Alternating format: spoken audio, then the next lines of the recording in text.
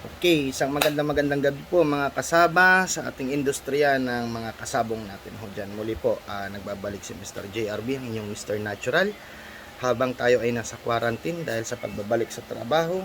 So, pagtanggal inip, medyo magbibigay tayo ng isang idea, tip at kasagutan dun sa nagtanong ho sa atin ngayon.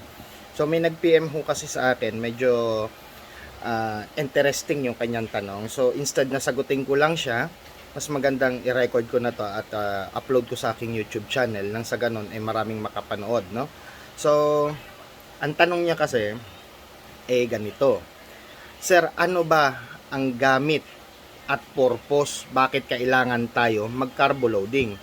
At ano ba ang naidudulot nito sa ating mga alagang sasabungin? 3 araw bago ang kanyang laban. Okay. Sa iba, sir, sila 3 araw kung mag-carbo loading, no? Kami ho kasi nag-i-start kami gradually 5 days before the fight, nagsisimula na kami mag-carbo loading. Ano ba ang purpose ng pagka-carbo load, no?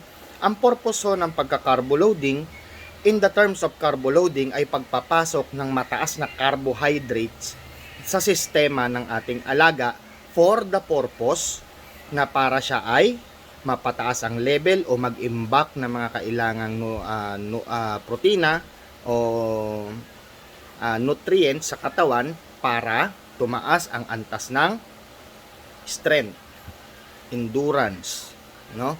Yung kanyang physical conditioning, yung body condition niya mapaganda.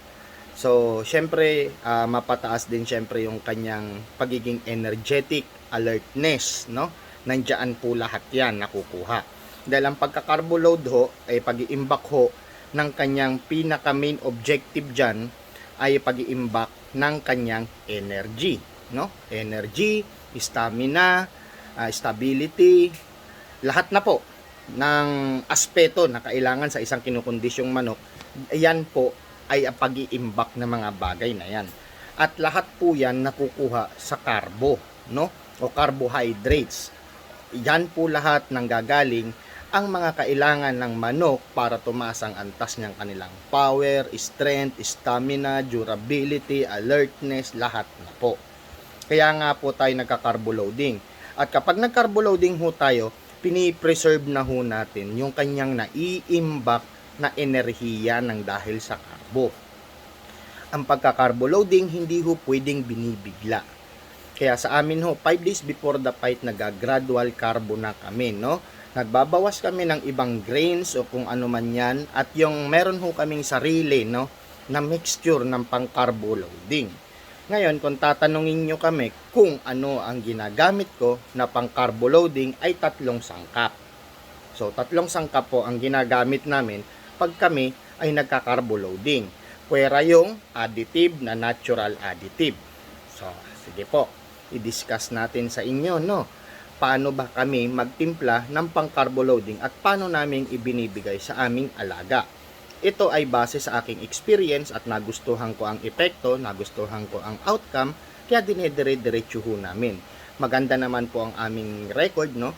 Hindi pa naman ho kami nagkakaroon ng almost 50-50 o dun sa aming record. So kasi kapag kami naglalaban sa buong taon, nire-ratio ho namin kung nakapaglaban kami ng 100 manok, pag kami ay lamang sa talo, ay babaguhin natin ang sistema. Kaya lang ho tayo ay nasa 75 to 80% of winning pa.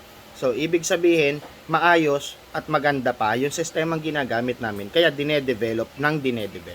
Okay, handa nyo na ho yung inyong mga papel at ballpen para doon sa aming formula ng carbo loading. So, percentage ho tayo. Bahala na ho kayo mag-ratio. Kung gusto nyo gamitin panakal, pwede po yun. Ang 10 takal equivalent of 100%. Ang 1 takal equivalent of 10%. Yan lang naman po yun.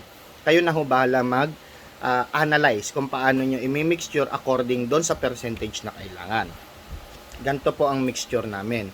Gumagamit po ako ng brown rice, no? So, brown rice, luto yan. So, tinitimpla namin, niluluto namin yan araw-araw.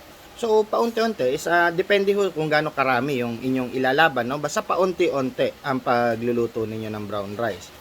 Paano ba kami magtimpla? Ganito po ang pagtitimpla namin. Syempre po, Kapag nagka-carbo loading, kinokompleto namin ang sangkap at sasabihin namin sa inyo kung bakit yan ang ginagamit namin. Number 1, brown rice, dahil ito yung mga hitik sa protina at carbo, no? Brown rice, crack corn, power pellet, yan po ang tatlong mini-mixture namin pagdating sa carbo loading. Okay? Kaya yung iba nagtatanong bakit may kanin. Dahil yan po ang purpose namin. At syempre, hindi ho nawawala yung aming mixture ng mataas na glucose, na which is ang honey at molasses. So, syempre, separate natin muna yon, no? Yung tatlo muna. Paano ang ratio ng tatlo na to? Yung tatlong sangkap na to? Sa brown rice, naglalagay kami ng 50% na brown rice, 30% po ng tinatawag na crack corn, and then 20% po na power pellet. So, kapag sa takal po, 5 takal ng brown rice, 3 takal ng crack corn, 2 takal ng power pellet. So, mini-mixture po namin yan. And then, nilalagyan ho namin ng additive. Ang additive po na nilalagay namin is yung mixture namin ng high glucose content. Paano po kami gumawa ng high glucose content?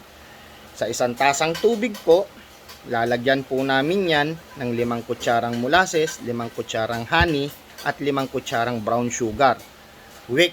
Mix well, then meron ka ng formula, no? Ngayon, sa 1 kilo po na ginagawa namin, no, kung 1 kilo, kalahating baso po ng mixture namin ng high glucose content ang hinahalo namin mini-mix. And then, ang pagbigay ho niyan, gradually. Gaya ng sabi ko sa inyo, kung ito yung first day nyo, bago do sa ika-5th day ng day of 5, first day, kung sa umaga 35 grams ang binibigay nilang regular conditioning feeds, binabawasan na ho namin kaagad yon. So, ang unang bawas ho namin doon is 10 grams. So, 25 grams ng kanyang feeds, no, na conditioning feeds, dadagdagan namin ng 10 grams ng mixture na ginawa namin. So, yun. And then, kasunod ho nun, no, sa hapon, babawasan na namin siya ng 10 grams uli. So, yun yung first day. On the second day, ang ibabawas na namin dyan is 15 grams. So, ang idadagdag naman natin doon na 15 grams ay galing doon sa formulation natin ng pang-carbo loading. On the third day, ang binabawas na namin dyan is 25 grams. So, 10 grams na lang yung conditioning feeds. So, on the following day, on the fourth day, no? On the fourth day na and fifth day, pure carbo loading na ang binibigay namin yung aming mixture. And then, ang keeping ho namin, hindi ho 3 days. Yung 5 days carbo loading na yan, nakakip na ho sila yan. Pinipreserve na ho namin yung kanilang wellness and condition ng ating mga alaga. So, yun po yung pagka-carbo loading namin. Sir, bakit, maitanong ko lang, sasabihan, ito yung tanong ng karamihan, bakit po yung hinalo-halo nyong mga grains formula, ano po ba para sa inyo yung mga yon? Gaya ng sabi ko, ang brown rice is high in protein, high in carbo, same dun sa crack corn. So magkakaiba kasi sila ng ration of content at magkakaiba sila ng mga tinatawag na mga other content, no? Sa brown rice, maraming content yan. Ganon din dito sa crack corn, may content to na wala sa brown rice. And then yung power pellet is a mixture of whole grains na concentrated of protein. So kaya pinagsama-sama namin. So kung may protein intake sila, may energy boost na sila. Kaya lang ito po ay unti-unti hong na-absorb ng katawan. Kaya meron naman ho tayong high glucose content dahil yung glucose nga po na tinitimpla natin sa patuka nila, once na na-intake ho nila yan in liquid form, automatic po nagko-convert na po yan ng energy. Kaya mapapansin nyo po, minsan on the 4th day, 5th day, humihinang kumain yung mga alaga natin because of carbo loading. Wag na hong pipilitin. Dahil alam ng manok kung sila ay nag-i-exceed na doon sa proper conditioning nila o hindi. Kusa po yan. Pero mas maganda po sana matimingan natin at gradual. Kaya pinag-aaralan po yan, sir. Ginagradual natin ang pagkakarbo para on the last day, nag-uubos pa rin sila ng patuka. At tandaan nyo, sir, aalagaan nyo ang kanilang guts o yung kanilang digestive system once na nagka-carbo loading tayo. So, kailangan ugaliin na ang kanilang binibigay na intake water is yung high sa ano ito, antioxidant, no, level para mabilis ang kanilang digestive, kagaya ng formula ng tea. Pwede sa kanilang ibigay yan. Ngayon, tinatanong nila sa akin, "Sir, gumagamit ka ng Gatorade?" Yes, gumagamit din po ako ng Gatorade. Ngayon, ang Gatorade po, para sa kaalaman ng iba, paano ko ginagamit at dito sa carbo loading. Yung aking brown rice, binababad ko sa Gatorade para ma-absorb ng grains ng brown rice yung tinatawag po natin na electrolytes at dextrose na nanggagaling sa Gatorade na which is concentrated. So after mababad ho yun, no, kung nagmix ka yan ng rice, ibababad mo, no, pagkababad mo ng mga 15 to 30 minutes, i-drain mo na siya. So salain nyo bago nyo isama doon sa mixture.